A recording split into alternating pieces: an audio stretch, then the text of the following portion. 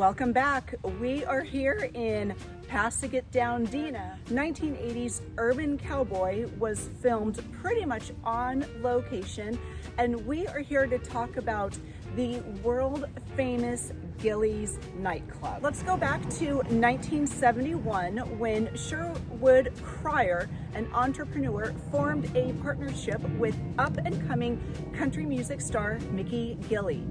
The two of them decided to go into partnership to create the world famous Gillies, a 48,000 square foot honky tonk that was at one point the world's largest nightclub. Sherwood Cryer was from Diboll, Texas, and worked as a welder for Shell Oil after he returned from service following World War II. In addition to owning Gillies, Cryer operated and managed several convenience stores, bars, sign shops, and vending machines throughout the Houston area. Mickey Gilley was the cousin of Jerry Lee Lewis and was soon playing 6 nights a week, helping the new hotspot attract new entertainers like Willie Nelson, Charlie Daniels, as we saw in the movie, Crystal Gale, Hank Williams Jr., of course, Jerry Lee Lewis, George Jones, Johnny Lee, who was looking for love in all the wrong places, Conway Twitty, Keith Whitley, and hundreds more, including Bonnie Raitt. Cryer managed the club's operations, and him and Mickey had a falling out that led to lawsuits, and one of them was that Cryer had to pay Gilley $17 million. Well, then mysteriously, a couple of months later, Gillies was burned to the ground, and many in Pasadena still today believe that Sherwood Cryer was solely responsible for the beloved location's untimely demise. What do you think?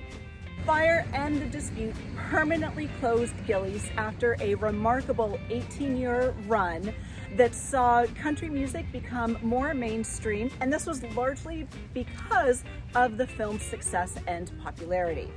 At the time, Gillies was the largest nightclub in the world and was notable for a few things. First, its mechanical bull. The bull became a huge nightly draw as cowboys from the area took turns testing their skill in front of large crowds. And Cryer and Gilley expected lawsuits from patrons getting injured on the mechanical bulls, but surprisingly, again, throughout its 18-year history, there were no lawsuits or litigations. People did have to be warned that the mechanical bull could be dangerous, but there were no lawsuits. And man, times sure have changed. Now, there were a couple of safety precautions for riders, such as the mattresses that surrounded the mechanical bull. And Cryer would drive around and pick up discarded mattresses from around Pasadena based on tips that he had heard. And I think anyone who has driven any distance on Houston's immense freeway system knows that discarded mattresses, for whatever reason, are not difficult to spot. After the movie's release, as you can imagine, the club's popularity skyrocketed. Gillies launched its own beer brand, radio show, recording studio, and hundreds of merchandise items that, incidentally, you still can buy through an online store. And of course, throughout the movie, and even at one point in this very home, at about 10, 11 in the morning, we see Uncle Bob sucking back a famed Lonestar beer, the quote, national beer of Texas. But certainly we saw Bud, Sissy, and their friends scarfing this down throughout the movie. And I will say, it is a delicious beer. So if you get a chance, try this. Or if you can find it, it is difficult to find, but if you can find it, there is also Gillies beer. It's a light ale, it's delicious.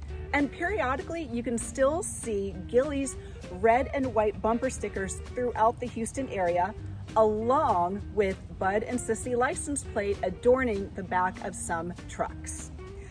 And rumor has it that patrons would steal the ceiling tiles from Gillies because it had their trademarked logo. Gillies Indoor Arena was a then astonishing 48,000 square feet, and that does not include the parking lot. And the site of the former Gillies is now a middle school. And Gillies was so big that visitors from one end of the building to another could not see the other side.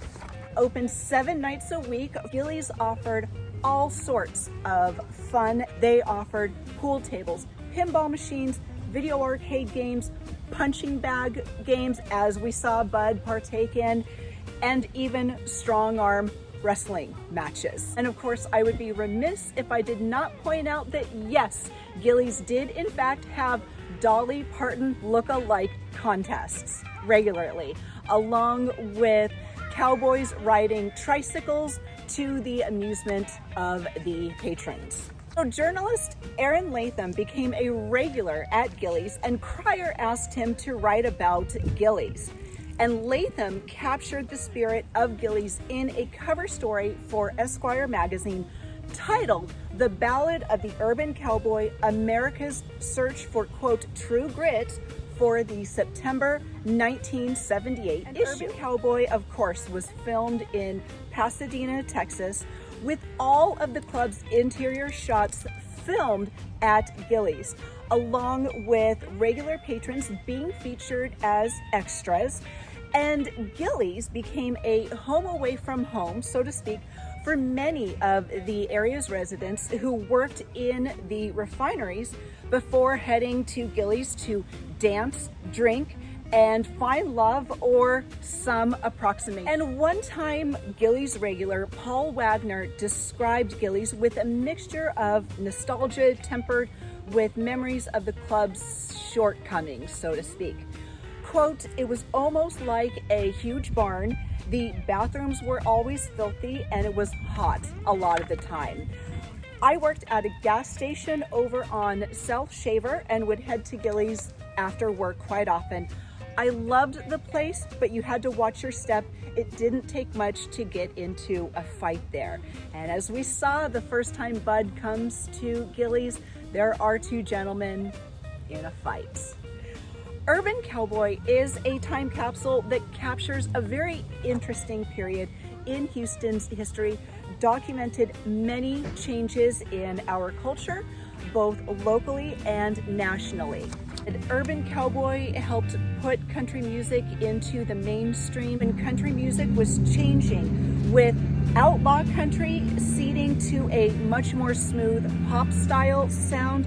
The Urban Cowboy spawned numerous hits, including Johnny Lee's "Looking for Love." Texas history is sprinkled with buildings, peoples, monuments, memories that capture like the true essence of the state. And Gillies Club is just that, forever enshrined by Hollywood and cherished in the memory of so many locals.